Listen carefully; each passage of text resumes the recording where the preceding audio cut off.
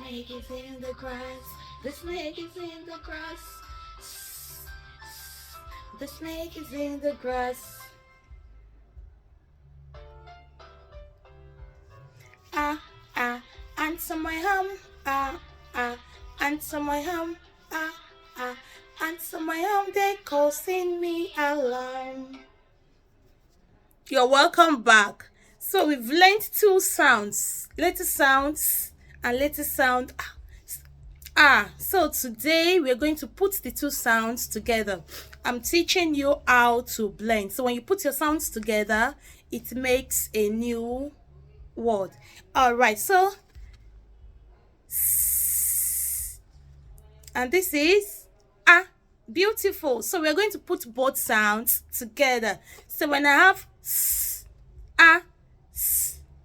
together, it makes sa. All right, so let's go this way. Putting it together makes the word as. So let's try it now when you see it together. So this is as. I have two letter sounds, as.